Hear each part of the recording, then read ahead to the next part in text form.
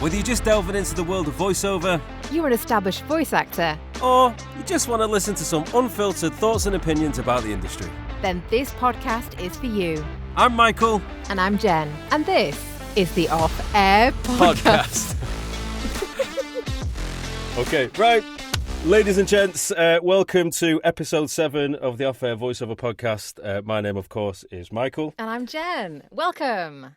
We have quite possibly a one-of-a-kind, incredibly exciting episode that I am so grateful to be able to share with everyone. And we have 3 amazing people from Bauer in Mr. Paul Day, Mr. Tom Hammond and Mr. Simon Galloway, who've decided to take or waste an hour of their lives with us today. Yeah. To talk to us all things, you know, working with Bauer, working in radio, and there's so many things that you guys do on your side that I've always been fascinated about. Mm-hmm. So it's a bit of a learning process as well. And obviously, I'm sure, as we said before we recorded, that there's some things that you've got, you know, that's to throw back at us as well. So first of all, thanks so much, guys, for taking the time out of your day to join us. It really is, like, I think this is a bit of a one-of-a-kind. I've not known one before where we've got 3 people on from Bauer on a podcast. So, yeah, I'm excited. I'm definitely excited. Yeah. Oh, yeah, it's also, as well, amazing. for those...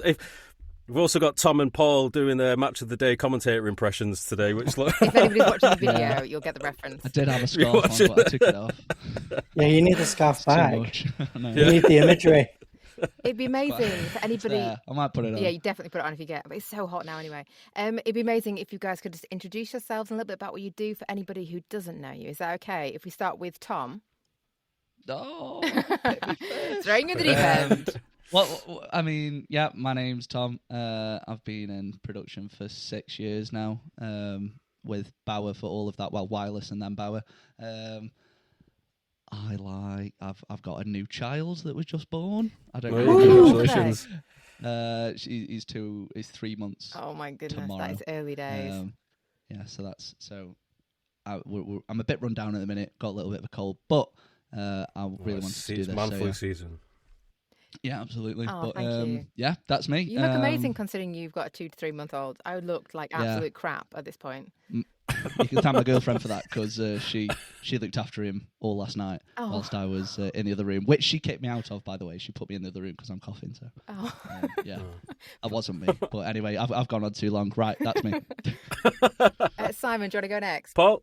Oh, go on, Simon. Sorry, go on. Oh, blimey. We'll fight for it. Yeah. Well, I'm Simon. I've been working in the radio industry for it's coming up to 28 years. Whoa, 28. Wow. Yeah, and let's see, 16 out of the last 20 years I've worked for Bauer / it was EMAP when I first started, and I had 4 years working elsewhere. But yeah, I've essentially worked for Bauer since 2004, and I've produced more adverts and more audio than I care to remember.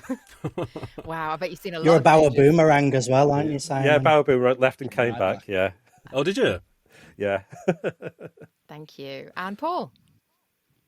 Yeah, so I started off life 12 and a half years ago as a writer and producer. Oh, sorry, mate. So you look a bit old for a 12-and-a-half-year-old. Sorry, terrible joke. Terrible joke. I started my radio life 12 and a half years ago. So excellent skincare routine. How did you get your beard so thick for a 12-year-old? What's the secret? Like... Sorry, mate, Day one, that was decision. That was the decision. Newborn baby. I was like, I'm going to be a bearded baby. No, sorry. Started off my radio life 12 and a half years ago as a writer and producer. Writer / producer was my official title. And then in the pandemic, we hubbed writers and producers. So they made me choose which camp I wanted to be part of, basically. And I've always been a writer who could knock an ad together. Like, I'm nowhere near the level of Simon and Tom as a producer. I've always been a writer who had a little bit of production skills, and those little bit of production skills predominantly came from Simon, actually. When Simon used to work at Key 103, he came over to Rock a few times and gave me some tips and set up a few templates, which I then just sort of plagiarised for years. If it works. But yeah, I've been Yeah. That's my legacy. But yeah, I'm a senior creative writer these days, and I have been since the pandemic. Amazing. So I didn't know you worked at Q103, Simon. That takes me back to when I was a kid going to school every morning. It was Steve Penk in the morning. And do you remember you used to do those prank phone calls? I know that he did them, but I'm not a Manchester kid. I'm from Sheffield originally, so I grew up with Radio Hallam. Yeah, big up for the Yorkshire Massive. Yeah. But no, I started my career down in London, and worked down there for quite a few years. And worked your way up. And yeah, worked my way back up the country, back up north. I worked in Liverpool for a few years, up the Tower, Radio City, which is just phenomenal, but not on a windy day, as I'm sure Paul will testify. It's like being on a cruise ship, isn't it? Yeah, it is a bit like that. Oh, yeah, really? it bobs about. Yeah. He was evacuated once in a particularly violent storm. I went to uni there, Yeah. and I've never been up. It's Yeah, pretty cool. it's fantastic, and like as far as a workplace goes and location goes, it's amazing. But yeah, I mean, since pandemic days, work from home, I'm quite happy with that. My commuting days are over. My commute is across the hall. Yeah. So yeah, I was going because obviously, with the Bauer offices, they're not scattered everywhere. Do these have like one central one? Is it? Have you mostly done remote working with Bauer, or you had to go in to do work? Well, I mean, initially I was working in Liverpool, then I transferred to Manchester, and yeah, I mean, Bauer and EMAP as was, because it's what is Bauer now is lots of little radio stations and bigger radio groups that have all kind of been hoovered up by Bauer. Lots of mergers and acquisitions over the years, and so yeah, but they all started out with local offices, local studios. But as things have become hubbed and network, it's become more kind of regional centres and offices and things. We still have a lot of those sites though. Yeah. So we have a Preston site, we have Manchester, we have Liverpool. I don't know where your local one is, Tom, but so you've got Birmingham. Mm-hmm. So we still have a lot of scattered sites, and we still try and go in. But it's very well. You guys don't, do you? Because you have to cart all your setup and stuff. Yeah, and also where because like for the writers, they're allocated regionally. The writers are a national team, so we are literally dealing with clients from Land's End to John O'Groats. Right. Yeah, we cover the whole of the UK. So yeah. So for those that won't know then, and I'm sort of part of myself in this category kind of as well, just talk us through generally how it would work. So you get a brief for, company XYZ, they want to produce a radio advert. Talk us through how you go from that stage to picking the voiceover. Like, how does it work? How do you know roughly who you're going to use at the beginning, or how does it go? With Paul, I guess. Yeah. We receive the content from Paul, So that's the sort of chain where it goes. It goes from an account manager. So I'll look after those specific regions that we have account managers in, and specific jobs will get assigned to me. And then I'll look at that brief, or I might go, if it's a bigger pitch, I might go out and meet that client and take the brief myself, because I'm always going to do a better job, obviously. But yeah, so that brief will come to me. I'll write. I'm a bit of an anomaly because I was a producer, so I do write a lot with a voice in mind. But this year I have tried to be a bit more flexible with that, because you do have your favorites and things like that. It's good to explore new voices. So when we do get it to production, I might just leave it blank with a description. So that's not really answered your question though. So basically what happens is it comes from an account manager. The brief comes to me. I'll write something. I'll either decide on the voice that I want and I'll put the name on the script, or I'll put a brief description. We submit that into production, which is our hub. And then our head of production assigns it out to Simon, Tom, or one of our other producers. And then they'll contact the right voice. Or sometimes you guys might get in touch with me and say, hey, I'm thinking of this person for this. What do you think? And then we'll kind of confer on it. Can I just jump in before you move on? Just thinking about the brief that you get, do they say like, okay, I've got this low-fat yogurt I want to tell people about? Then are you completely creating the script? Like, you're thinking, actually, this is how I'm going to sell it? Or do they say, we want you to lean into this bit and this bit? Does that make sense? It varies. the level of briefs can be traditional, old school, back of a fag packet. Like they've got an open event and we need to get X, Y, Z in. Free parking. Or, oh God, face painting for the kids. Free parking, excellent customer service, and what's the other one? Family run business. They're like the holy trinity of bad qualities to put in a radio ad.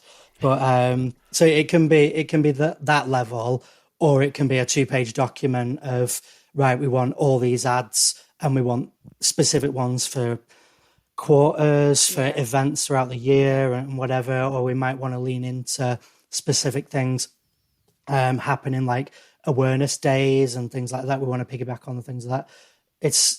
It varies massively. Yeah, I was thinking about the kind of creative freedom that you have. And does the writing then vary a lot depending on the region that you're writing for? Like if it is a regional ad rather than a national ad?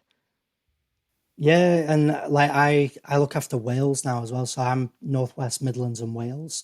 And a good example to answer that is I wrote something recently that had to be translated into Welsh.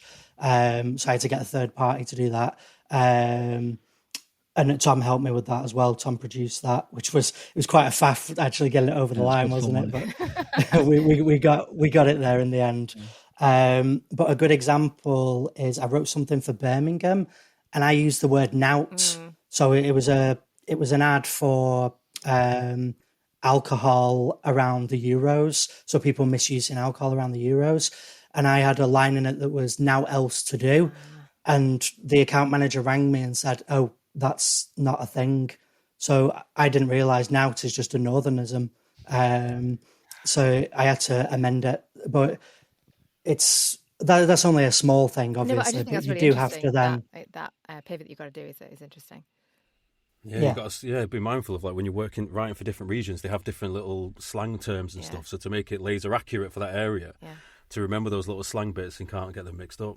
And that carries through to when you're picking a voice as well, to making sure that, if the client wants a specific accent, that, you're choosing someone who can represent that region, that area. But also, we quite often just get, northern male, 30s, 40s, something like that. But you have to be really careful. But you have to be really careful, because do they mean northerners in northwest Manchester? Do they mean Liverpool? Do they mean Lancashire? Or do they mean Yorkshire or Teesside or Newcastle? There's so many variants in the northern accent, just as there are in southern accents. When you go between southeast and southwest, and and different again when you get up to Scotland. So you do have to be mindful of that as well, because clients, particularly local clients, will be sensitive to those nuances in voices, in accents. I think you're finding that more and more now with the fact we can target locally to different audiences. The locality of voices is actually really important. There's definitely been a change in the last year and a half or so, 2 years. And it has to be authentic. You can't be somebody putting on a Yorkshire accent, or somebody putting on a Cockney accent, because they will know. Yeah, they will know. And so that there is a big thing about authenticity now as well, that you have to bear in mind when we're choosing a voice. Have you noticed, like, in terms of the type of ads you do? I mean, I can certainly say this for the ones I've done with you guys. I've said for a while, across a lot of the work I'm doing, it seems to lean on a more, I think authentic's a good word to use, but an authentic, real human style, not just delivery, but story.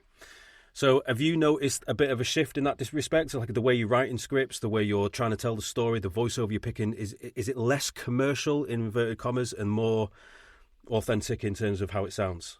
It's Do you know what I mean? So as natural, I'd say, from my perspective. I think people want to hear someone that they can relate to on air now. I think podcasts have a massive part to play in that. People like to listen to people's voice and talk, not be directed and commanded in a certain way. Yeah. So I think we're definitely seeing more natural reads and more real reads, for sure, that we're getting through. But that in itself, it is a style. That's that's a style. It's not just sit somebody in front of a microphone and get them to talk. Yeah. You have to work at sounding natural. I think that's so true. Yeah. We talked a bit about that before, and I think there's been an increase of people. Like I've been contacted from clients saying they want me to sound like an influencer, like I'm on social media, and it's getting that balance between being an everyday person, but also not, because you need to be able to talk about a brand. So it is quite a difficult balance. Yeah, you've got Would to you not find there's some?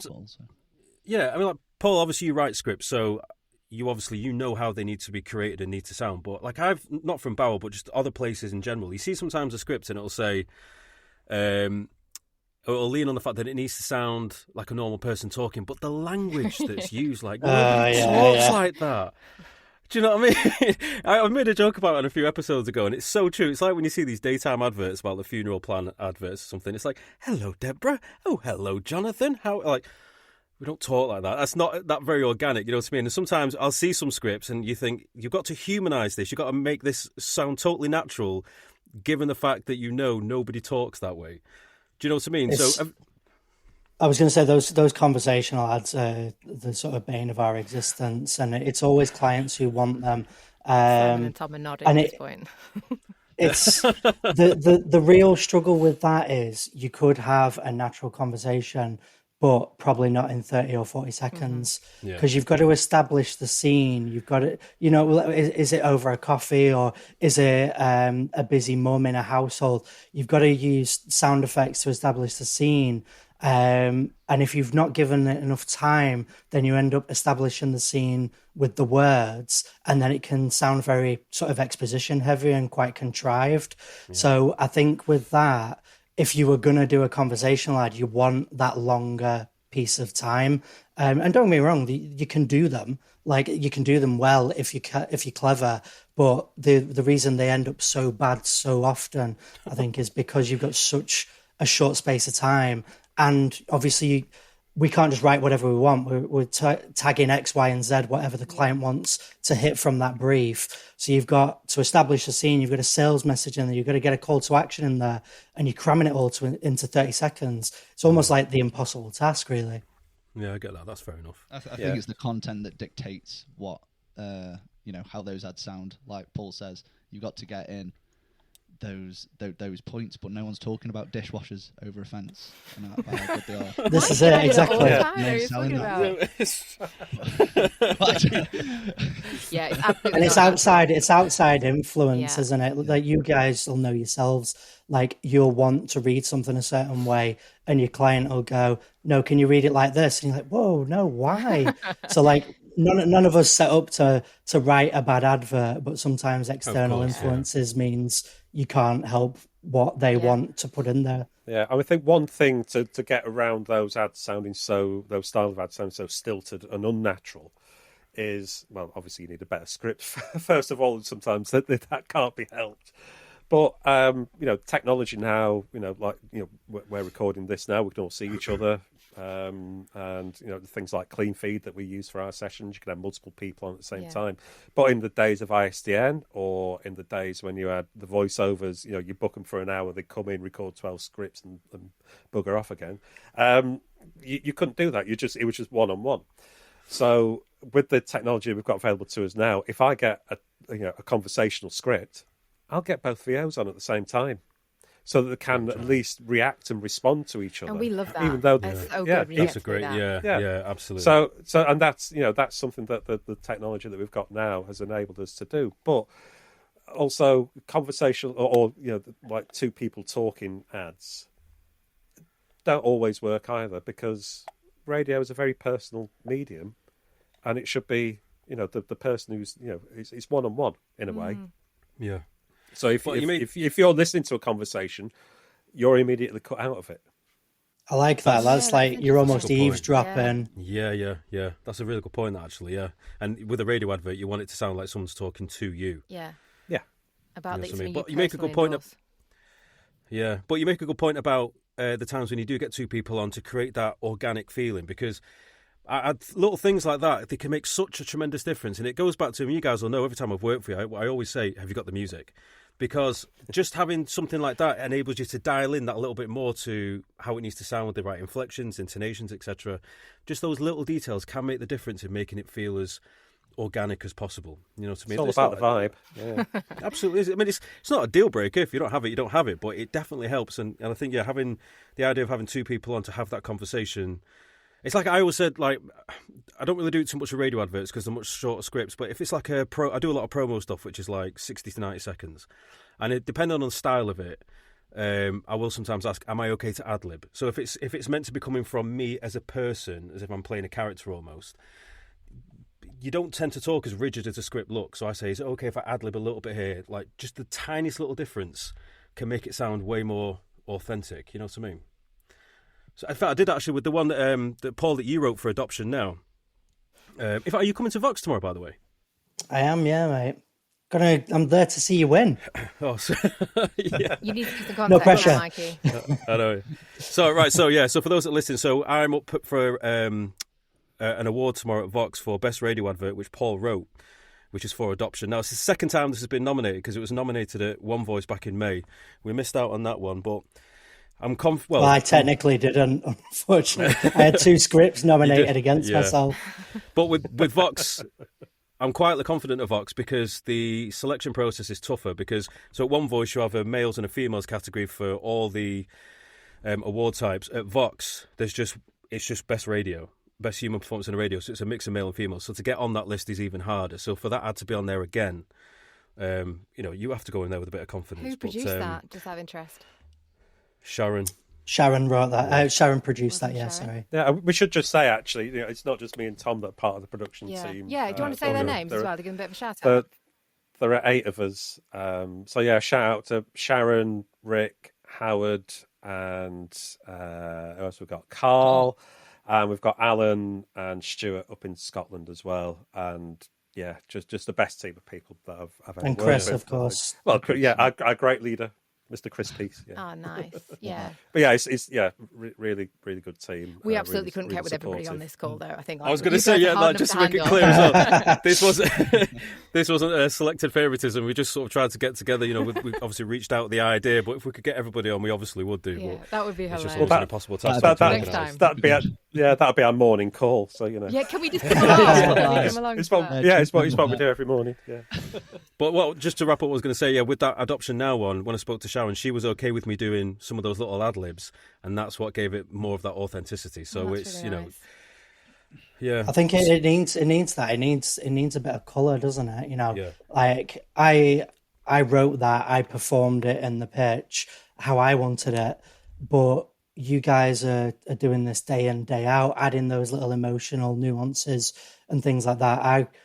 I sometimes get a script back and go, oh, that's not quite what I had in my head, but I really like it. And that's when you really appreciate the job that you guys do, because you can't just extract what's in my head. And if you did, it wouldn't always be the best piece of work, because I'm not always right, as much as I like to think I am, I'm not always right. So there's plenty of times as well, those nuances are added in production as well. So like Simon or Tom will say, can we just do this with this? Or I know you were talking about this piece of music, but have you thought about this? And then all of a sudden, this ad that you had in your head is completely different, but it's so much better. Yeah. And I think it needs those quality people all the way through the process. 100%. So thinking about on that and expanding a bit more about working with voiceovers, obviously you guys, how does it in terms, because I can't remember how I started working with Bauer. Because people are going to be listening to this who want to get in with you guys. So inevitably, how do I get work? Yeah.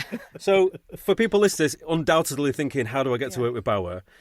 What are the things you look for in a voiceover? What are things that maybe are, I wouldn't go as far as say red flags, that's a bit too severe, but what are things that make you think you're not ready? I bet there's a list.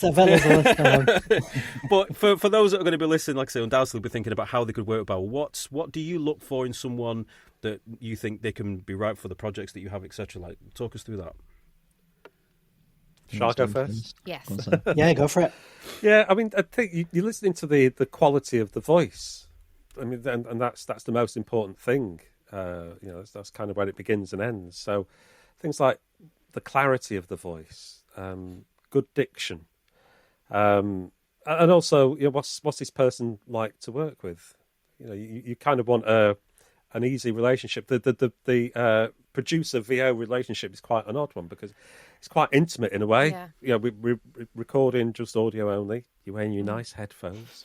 You've got a good mic.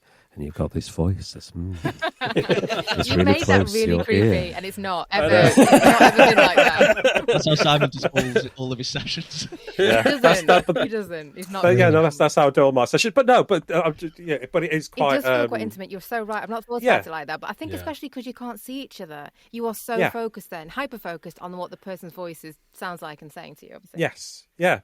And so I'll do a few takes reading the script, and then I'll look away from the script and just listen to purely the voice. Right.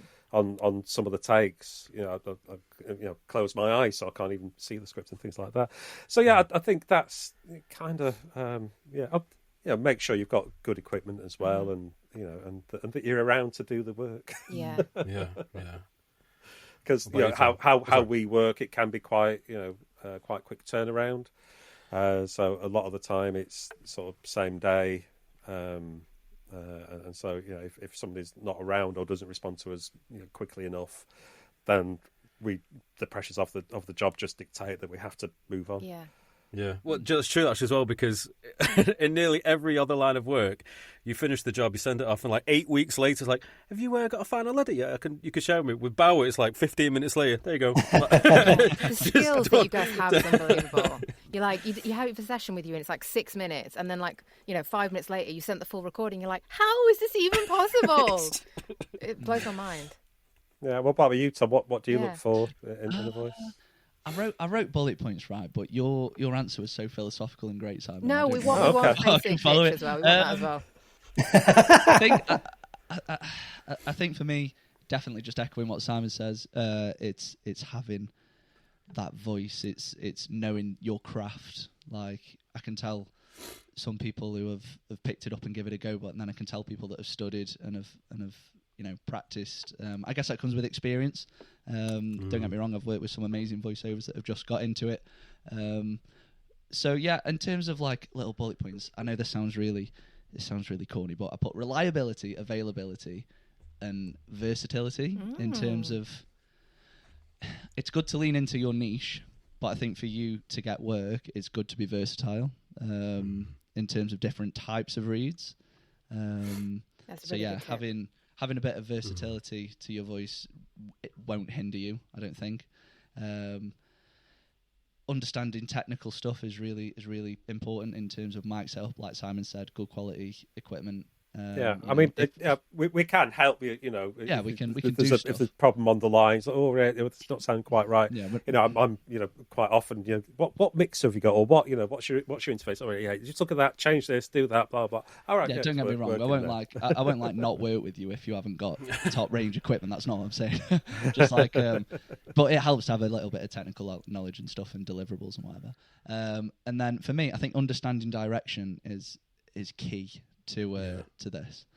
I like letting a voice do a take themselves, how they want to do it in their style, how they've read it, how they've heard it. Because if I start inputting direction from the off, a lot of direction, I think it can sometimes throw the voice from like, oh, I thought I was going to do it this way, and then your collaboration on the project is lost because I've dictated from the offset. So it's a collaborative effort, and understanding direction I think is really important.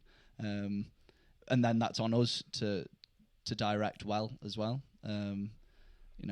It's trying to think what to say. It's difficult sometimes for me. I've only been in the industry 6 years. I still have some times where I'm listening to it and I'm like, I don't quite know where to go with this, and then we'll chat about it and we'll get round it in some way. So yeah, I think understanding direction is really nice, and then just be a nice person, like Simon says. It is it's an intimate job. The relationship I've got with VOs are amazing. They're like friends, although I've never seen some of them in person. It's my main form of social interaction. Yeah, literally. I mean, I've got these four walls, and then I've got the people at the end of the line. Especially since COVID, so just being nice and approachable. And then from a marketing standpoint, I think this was like on one of the other questions. I think you've got to market yourself really well as a VO now to kind of be seen. I think Well, how do you mean in terms of like making sure you've got a presence online? You've got to have a presence online, not just a website. I don't think. I know TikTok, as Jen said. I don't want that to be my legacy, okay? I don't. Sorry, Jen. He's slowly getting that way, Jen. But TikTok and stuff, not from just us recruiting and working with you, but I think for you to be seen and valuable online, you've got to be a brand yourself, kind of now. I think that's the way it's gone. Unfortunately, there are so many voiceovers now. It's so not accessible, but people have diversified into that line of work. Actors have become voices. Yeah. Well, I think, just looking at, when I started in the industry in the 90s, and my contacts database was 2 sheets of A4 pinned to the office notice board. There were probably about 25 to 30 MVOs on one sheet and maybe about 20 FVOs on the other sheet. They're all ISDN voices. That was it. So you're probably like 40, 50 voices max. Shall we count? Now. Well, yeah, no. I'll tell you, we've got almost 400 people registered as voiceovers. Wow. And that's only registered. And that's only registered to work with Bauer. So that there's been that massive explosion. There's been a lot of people come into the industry certainly the last few years. Definitely. So leading on from that, how do people get? Because I know they're going to want to know. How do they get on that magic list? What's the process? Do they email you? You cold calling? What are we talking? Well, I was going to say I asked this before because I was on a panel at One Voice, so I asked the producers this, and it's a bit of a mixed bag how we want to be contacted and stuff. But I get messages on LinkedIn all the time, but I'm not the best on LinkedIn. But I have been collating a list of people that have reached out recently that I am just going to share with the producers. That here's some new voices that have reached out to me, and people do email, and I don't mind that. But obviously, you guys have got your own preferences. Can I just, before we move on, can I just touch on my sort of what we're looking for a voice? Because I just wanted to sort of. No, it's all right. It's your podcast. I'm just but you're guest very here. much a part of it. No, not at all. You're very much part of it. If you've got something to say, I'll forget otherwise, that's all. But it was just because with Tom saying you very much need your brand, I don't necessarily think that's the worst thing in the world, though, because what I look for in a voice is uniqueness. So I like it when I'm walking around Asda and I hear one of my mates, it's like, oh, that's X, Y, Z person, We love that. Yeah. So, when I'm at a till in Co-op, or getting off a train, you know what I mean? I'm like, but what I find is I particularly struggle with RP, that when people are doing RP accents, a lot of them just blend into one for me. Right. So if I'm looking for somebody who's sort of neutral RP, whatever, and I'm like, all these 5 voices are interchangeable. So I feel like it's knowing your own brand, like Tom said, knowing your niche, but sort of accepting that as well as being versatile. So make sure that you are going for the jobs you really fit well with. Don't try and stretch yourself too much because what you will be hired for what you're good at a lot of the time. And what I like is to immediately know that, like that Adoption Now advert, when I hear that on there, Mikey, like I know obviously I know because I wrote the bloody thing and I know you voiced it, but like even if I hadn't written it, I'd know immediately that that's your voice, because I know you and I know how good you are and everything. Thanks, mate. So you just finding your own unique skills, your own unique style as well. Yeah. But sorry, for getting in contact with us, that's how I would prefer. I think LinkedIn, emails, and people, I like to go to voiceover meetups. So people come and as soon as they find out you work for Bauer, then people do kind You've of... got a swarm around you. A bit of a magnet, yeah. People are going to hear this after Vox and they'll see then like, shit. Cringing. Didn't take the opportunity to chat to you. Never mind. But there is just one thing, just want to go back quickly to something that, Tom, you said before about positioning yourself online, having a presence, your brand. Just on that, do you feel, for your personal recruitment sort of process, do you feel that somebody having brand credibility, as in like like, is it not just enough to send you a commercial reel and say, this is what I can do? Do you need to look at what they've done? Like, are they well experienced? All that sort of stuff. Does that bode? How much of an important part of that is it? No, I think my view on the brand is if you're getting booked by clients, like national clients that aren't us, I think I'm just going off based off that, and also working in the music industry slightly. I know how important branding is, and that initial landing page on Instagram or TikTok. Right. I just think for future voices getting into it, I think it's very important for them to have that. For our recruitment, I've never not looked at someone's Instagram page, and if they haven't got something, I won't use them. That's not the case. Okay. Yeah, for echoing what Paul said, LinkedIn, emails, and I'm yet to go to a voice conference, but that would be a great place for people to put yourself forward and say hi. Cause just following up from that, then, if you were scrolling social media and you saw a voice and you thought, oh wow, they've got something special, or there's something I don't have, would you reach out and contact them? I've done that once with someone that was doing their own podcast, and I heard their voice and I was like, we haven't got a voice like that. Okay. I'm yet to put her on the sheet, but I've made that conversation and made that connection, saying you could actually have a really good voice for this. I think it was like a South London type urban read, but yeah, it was I with the ear was just like, yeah, that sounds cool. That sounds cool. I reckon you've got you could have a chance. But the social media stuff, it's kind of, I know for your guys reach and stuff. Callie Condren, I know she's quite big on TikTok, and she's got 1 million views on one of the things. I think Abby Phillips as well. She uses TikTok quite well. So I think for your guys' visibility, that's why it's important, not necessarily to get on our books. Yeah. But for you guys. But then at the same time, though, if you look at, like, Jack is a prolific with radio ads. He doesn't have a particularly strong social media presence, from what I've seen, but he is very, very, very busy with what he does. He's fantastic. So I don't know. I suppose it's a bit of a weird anomaly, isn't it? Because, well, Jack also used to work for Bauer there.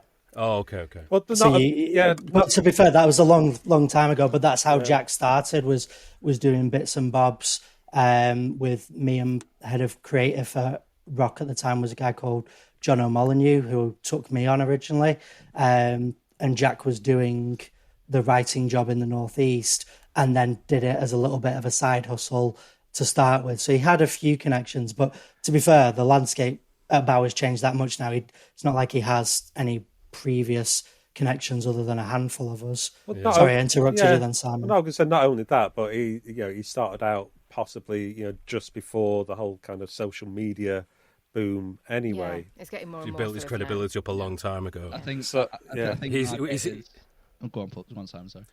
No. I was going to say. Sorry, Mike. Go on. I was just going to say he's obviously his credibility, from obviously from a few years ago, if he's built up, it shows. He's every time when it comes to like award season, it's like Mr. Win It All Jack. He's just fantastic. We're not bitter at and I didn't realise. You touched on there why he gets work though, because he's very good at, and he knows exactly what his style is. Yeah, and he is very versatile as well. Yeah. But he also has that core. So immediately for me, if I want to write something with Jack in mind, I know exactly how he's going to deliver it. Yeah. I didn't realise, because I listen to TalkSport every day, and one of my things I'd always love to do is I've done some ads on TalkSport, but do one of the continuation sort of things. And must have been about 2 years ago now, there's a new one that started like TalkSport Breakfast. And I thought I knew who that was. And then when Jack won, I think it was Male VO of the Year in 2022, he used that as part of his promo at the awards. And I was like, holy shit, it's Jack. So yeah, it's like I'm a big fan of his work. He does a lot of great stuff. I did that recently. I was the Guardian podcast, and there was one of the voices. I thought, she's got a nice voice. I have to find out who that is. And I kept hearing it, and I couldn't find out who it was. And then he turns to be Jenny Mac, and he's like, I bloody know Jenny Mac. Yeah. How did I not recognise her voice? But I suppose, so from Tom, what you're saying there, so having some form of social media presence, so you're discoverable for new people. Voices, I think it's important. Yeah, for new voices, 100%. Yeah, Keeping top of mind though as well, isn't it? Yeah. So if you've got 400 people on your books, if you then see a LinkedIn post, every 3 days from us or something, it's going to keep us top of mind, surely. Hopefully. Yeah, if you're visible. If I went on LinkedIn every 3 days, I mean, I do use it, and that probably is my main way of finding new talent. Okay. But it's also a good way of keeping in touch. I mean, that's how I found out that you guys were doing this podcast. It's like, Jen and Michael are doing this podcast. I'll check that out. So it's nice to kind of find out what you're doing. It's almost like the periphery things that are more interesting rather than the actual. This is the work that I'm doing. Yeah. That's good to know. It's the same as anything. I was going to say, sorry, Mikey, okay. Make a connection. Like I've got a 3-year-old little girl. Like if you've got a kid, we've got something in common. I've got 2 dogs. Like me and Lucy Fish talk about dogs whenever I've hired her for something. So she's just had a baby, hasn't she, recently? Yeah. So obviously we've got that in common. But it's like I'm into my martial arts as well. And when me and Mikey went out in Manchester, we kind of bonded over talking about that and a whole other bunch of things as well. But it's get your personality out there and connect with people as well, because we're all humans at the end of the day, aren't we? We all want to talk about our lives and stuff like that. So find the things in common. I find that, that is one of the tricky things, because when you do want to just genuinely get to know somebody, I think sometimes, like when me and you first started getting to know each other, I was like, I hope he doesn't think I'm trying to be friendly with him because I want to try and get work off him. Like I was definitely. I was just genuinely getting on with you. Like the work thing had nothing to do with it. And I suppose that could be a thing, isn't it? Like I think some people can get nervous about trying to forge relationships with people in case they're, it may look like it's all fabricated just to get work, and it's not a real, friendship, you know what I mean? But like a genuine reason to get to know somebody outside of work. Do you know what I mean? And it's like with LinkedIn as well. We've joked about this in the past. If somebody that, like, if it's a video content creator or something, they post something, and you'll see like a sea of voiceovers, like commenting, liking, and that's fine. It's in most cases that's organic and it's natural, but sometimes it could be a little bit disingenuous because they just want to get on the radar of someone, as opposed to actually properly engaging with their content or actually getting to know someone, outside of just trying to book work. You know what I mean? Yeah, I did in the early days of LinkedIn. I did a job with someone that I'd never used before, and they managed to. They posted about this job on LinkedIn and managed to spin it out to make it look like they'd done 6 jobs. Because it was like, it was for Bauer, but it was running on Kiss, and it was I think with Coca-Cola, and there was something else mentioned in there. And so they made this one job look like all these different jobs, and I was just like, no, that's not on, because I know what you've done there. Did you say anything, or did you keep stum? No, I didn't say anything. It's not my place to kind of call them out on that. I didn't really know them. But it didn't make for a good working relationship. Yeah, of course it didn't. I would love to know then what. I phrased this really badly before, but I can't think of a better way to phrase it. Well, like, what gets you excited when you're doing this stuff? Like, if you get, you've got your writing or whatever, you get something, you're like, oh, I'm really excited to actually create this piece. Like, what kind of things do you love doing? Like, what's exciting for you? So for me, I have a particular style. Again, I'm very versatile because I've been doing it a long time, but sort of sentimental, emotional stuff is my kind of wheelhouse. When you adopt, you have to adapt. Noah had only been with us a few months when Sports Day came round. I was next to Billy's dad in the parents' race, and he runs the local running club, so first place was unlikely, but really I just wanted to make Noah proud. Turns out I was faster than I thought, and near the end I realised I was winning. But that's when I slipped and fell face first in the mud. I was gutted. But Noah just laughed and said, "That was so funny, Daddy." And that was the first time he said it. I became a parent when we first brought Noah home, but it was Sports Day when I became Daddy. So like the Adoption Now ad that is nominated at Vox tomorrow, or well, it won't be tomorrow now, will it, when this goes out? But sometime in the past. No, this will go out on Tuesday, so Vox will have been like 3-4 days. Right, okay. The hangovers will have just about lifted. Yeah. The anxiety's starting to settle. But for that one, I wanted to create a story that really created an emotional connection with the listener, so that if people had been thinking about adopting, even fleetingly, this was going to give them the push. So for me, whenever I get a brief that's quite exciting, like that, I can basically, I want to make people cry. I want to make people feel something. You know, I want to make people feel something when they hear an ad. So that's what sort of gets me going, and that's what I love. And I love music as well. I love when we've got an in-house composer, so I love when we work together on bespoke music. But I'll do a nice little segue for you. I also like creating quite immersive stuff where there's a bit of a soundscape, which I know Tom is very good at and really enjoys doing. Yeah, nice. Thank you for that, Paul. That's a nice segue. We've done a few good ones, haven't we?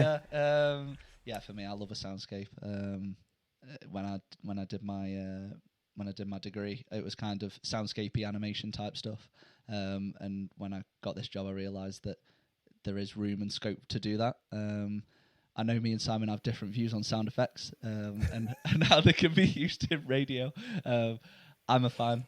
Love sound effects and stuff. In terms of a genre of work to do, I love doing dark stuff as well. I think due to the soundscape, it kind of lends that. So like if there's a car crash in an ad, or they need to portray a scene that it is quite dark. I know it's weird, but yeah, stuff like that. So I did an ad called 12 Days of Abuse, and it was a horrific ad. It was really hard to listen to, but I was like, do you know what? This is some of the best stuff that I've been able to do. Again, because you're creating an emotion, it was really jarring to hear. Yeah. And I was like, if we can do that over audio, then that's really cool. And then on the other side of the spectrum, I love doing wacky stuff.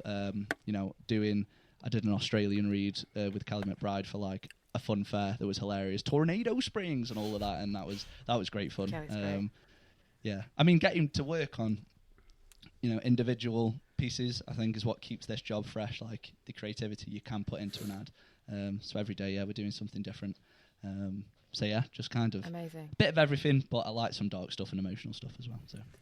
On the 12th day of Christmas, my true love gave to me 12 machines beeping, 11 forehead stitches, 10% chance of living, 9 stomach punches, 8 days in hiding, 7 empty promises, 6 hidden scars, 5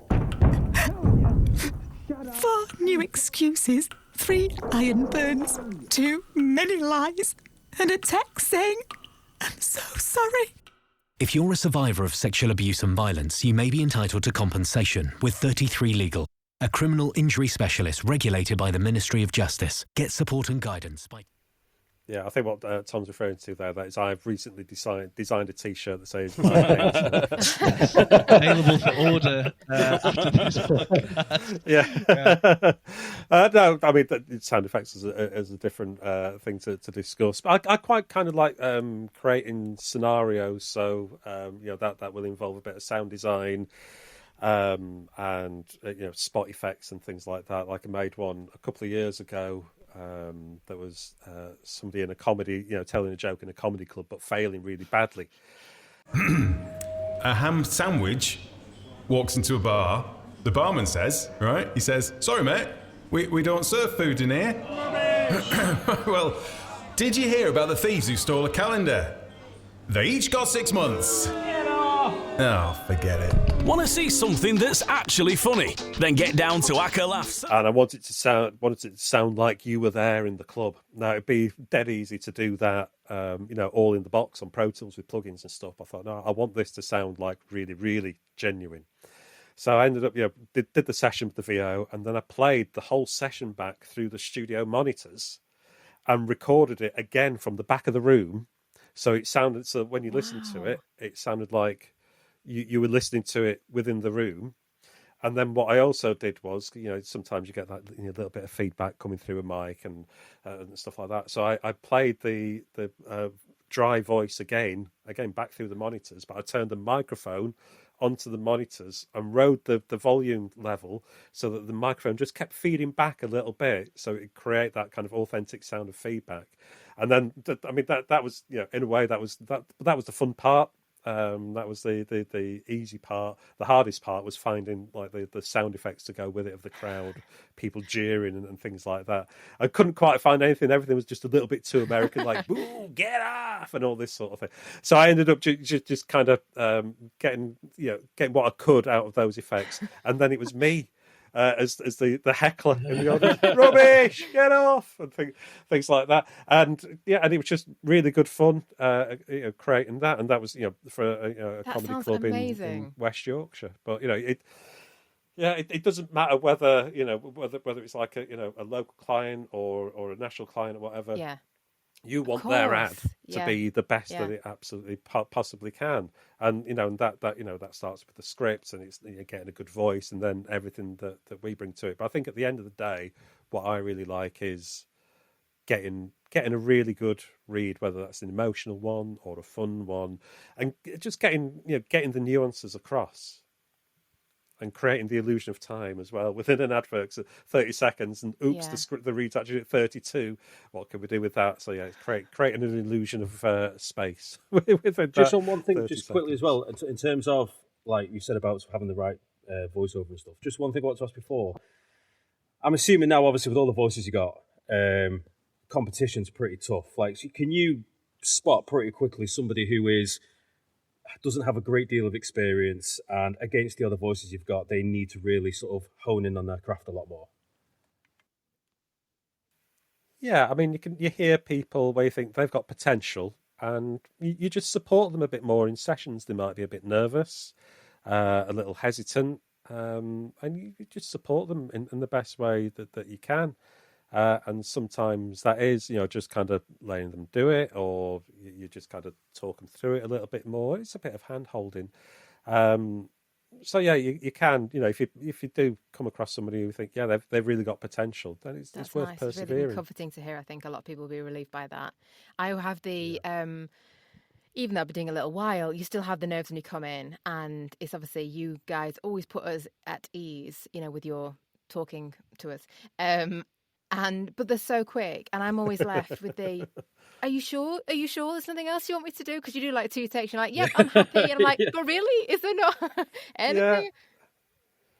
Well, you kind of, you don't kind of want to overwork it in a way as well, because you and I can think kill we a trust script you. doing It's that like, as well. okay, well, as long as they're happy, then I'm happy. But I think the neurotic inside all of us is like, are you sure that's what you want? Yeah, I'm one of those. Sometimes you'll hear a piece of work and it'll go out, and you'll just think, I wish I had one more chance to do that, just to perfect this or perfect that. But that's just the overthinking it. You know what I mean? It's still good to go out and be broadcast. Yeah.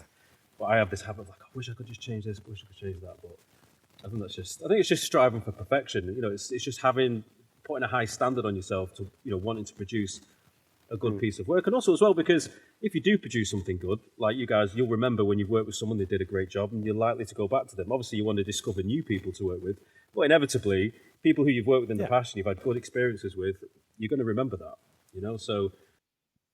Yeah, no, it's always good to work with new people. Super scary. No, far from it. No, we're not. Yeah, it's. I think you said, Jen, like making the VO feel comfortable is definitely like one key element of our job, is when you get into the session, putting you at ease so you can perform essentially. So yeah.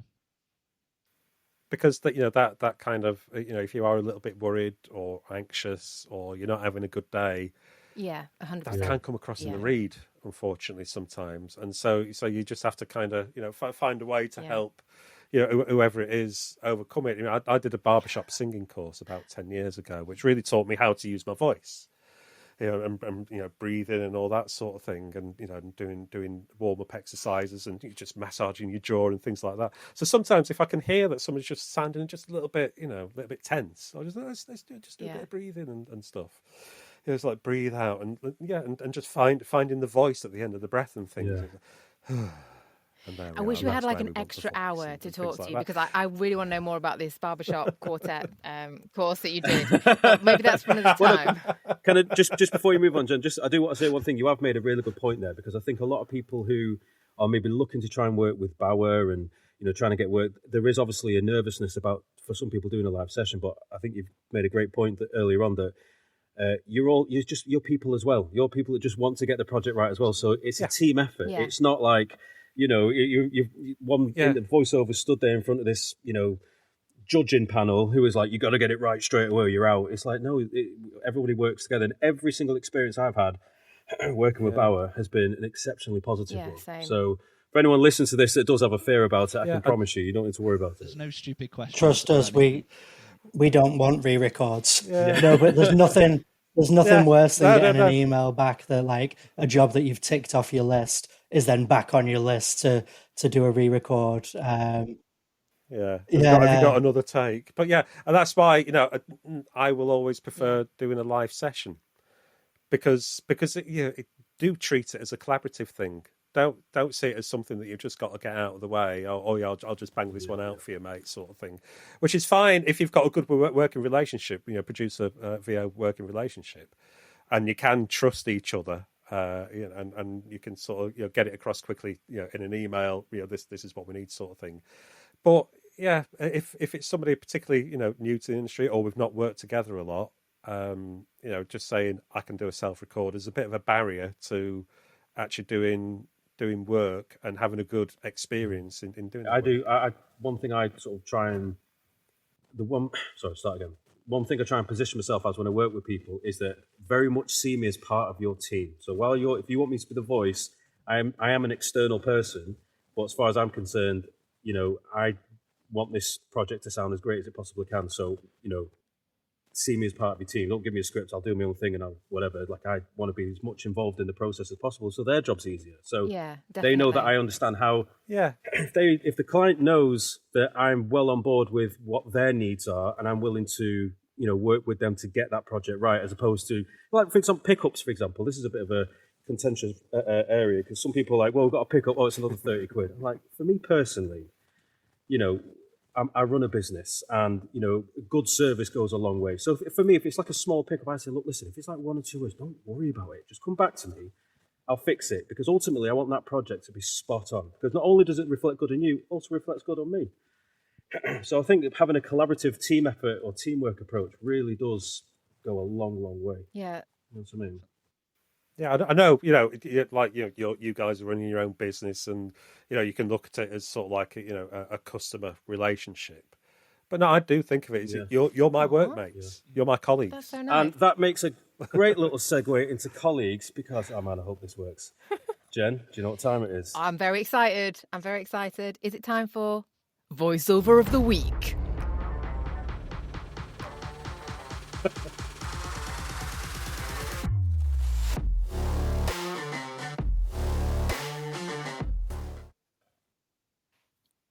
Okay, Jen, you missed your cue. I did it before the music. Oh, well, never mind. You didn't realise I'd added it in now. I did not realise you were playing the works, music, but it sounds okay. mint. I love it. Any excuse to play that song, I adore it. So go on, take it away. It's your turn this week. Yeah, so this week we have gone with Danny Cohen, who has done an amazing bit of continuity. I think Danny does a lot of work in this area, and you can tell his voice is just iconic. And it really made me laugh because this little clip is all about the weather, and you'll hear it now. Are you going to play it now, Mikey? Now on BBC One Wales, let's hope the weather is a little better than the 15,000-mile-an-hour winds and 400 degrees Celsius that we had yesterday. Here's Ben with the weather for the week ahead.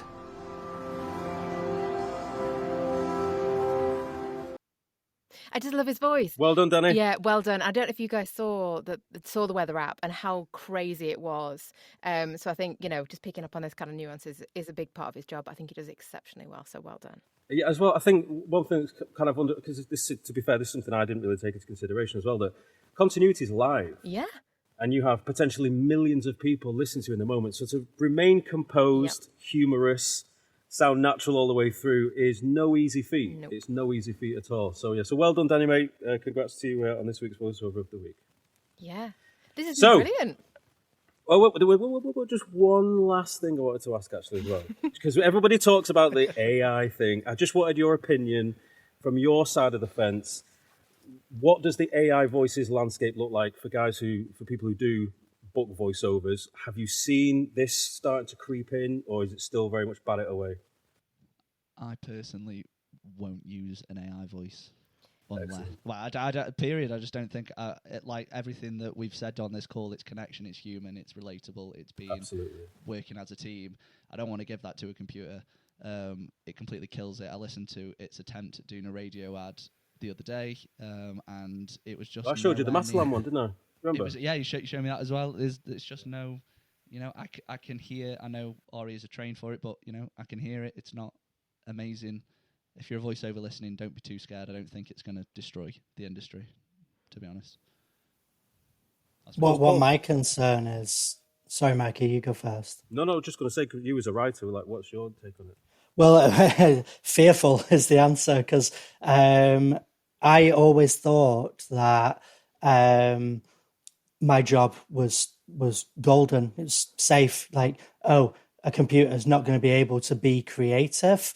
But then, you see some of the scripts and things like that, and my friends send me comedy poems and things like that ChatGPT has written and stuff, and I'm like, oh wow, that's actually not what I thought it was going to look like.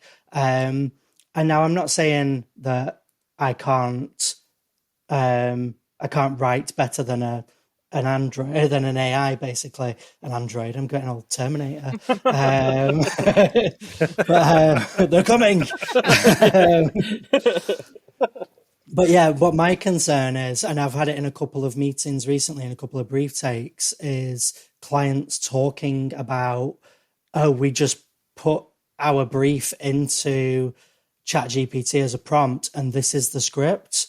So what I think as voiceovers you would need to be worried about more than the industry using them is our clients, I guess. So then we might not even get the work, we might not get the job, because Mr. Client or Mrs. Client thinks, oh, do you know what? I can write it myself. ChatGPT will do that. I can voice it myself. I just have to supply the ad. And it's never going to be quite our level, because we've got lived in experience that you can't get to. However, a 30-second standard ad that's just sales messages and a few USPs, I think AI, you could see clients starting to just do that to save a few £100. So that's my concern as myself as a writer, taking business from us, and then indirectly it takes business from you guys. Yeah, I suppose you made a good point there, though, that's one of the things that I don't worry about too much, because I think the human emotion, the human element, it just simply cannot replicate. And like you said, when you write your scripts, there's an emotion behind that, lived experiences, or however you want to phrase it. But it's something that you can. It's an emotion you can put into those words. AI can't do that. It just replicates what it's been fed. Can't create something organic that has that emotion because it doesn't understand it. So. No. Well, it's not actually creating anything new, is it? It's what you put into it, and whatever it finds, on its searches on the internet, whatever. So it's only drawing on things that have happened, things that everything that's in the past. So you will never get anything new from it.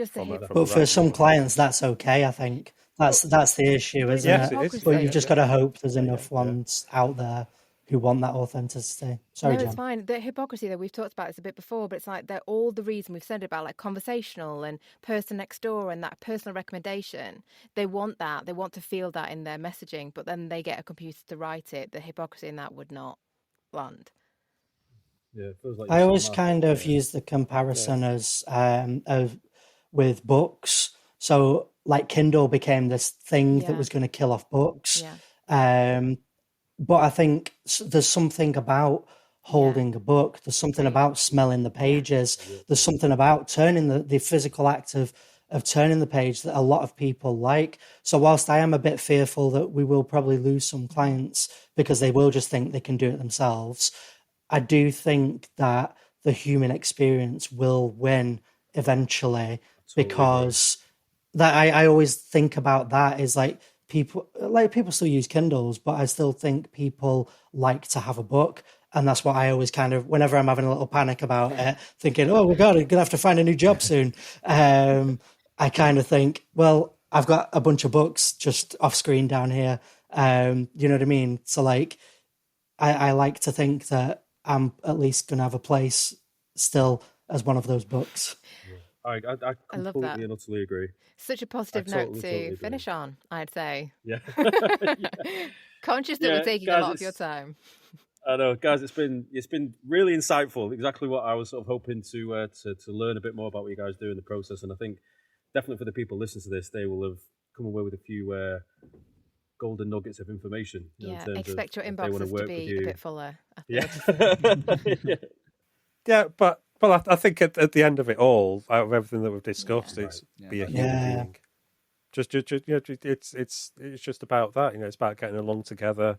It's not about saying how brilliant you are or anything. It's finding a way to tell us about yourself without kind of showboating or anything. It's just like hi. And literally, sorry, I know you're trying to wrap up, but like it reminded me when Tom said about those 12 days of abuse, and like me and Mikey have done adoption ads. We've done a fire door safety ad together that I've written. I think Simon produced that actually. Yeah, CCH. Yeah. Yes, I did. Yeah. And Jen and I have done water safety, literally fire safety. Could be changing people's lives. It's a very important job that you guys do. Selling that emotion on those particular emotional campaigns, and I don't think AI is ever gonna replace that. You're not going to have an authentic sound when you're doing an abuse campaign, adoption, safety, all those things. They need to be told by people who have got human experiences, human connections to loss, safety, and and rebirth, whatever, taking a new child into your life and all that sort of thing. So it's to remember that. Yeah, I don't think an AI is gonna build up a cry in that ad. Mel actually reached tears, to the point at near the end, and I don't think it's gonna get near that. So, yeah. No, I agree. You're safe, guys. We've decided. Don't worry, everyone. Do not worry. Everything will be okay. Well, yeah, okay. We'll call it. I mean, I could keep going quite happily. Same. Just enjoying, just chatting away. It's fantastic. You guys we'll have to call it a day there. Yeah, sincerely appreciate you taking time out of your day. Honestly, it means a lot. Thank you so much. It's been really informative, so I really appreciate it. So that's it for this week, folks. Thank you so much for sticking on board and listening with us. We hope you enjoyed it as much as we enjoyed recording it, and I guess we'll see you next week. Thank you. Bye. See you later, folks. Bye. Bye. Bye.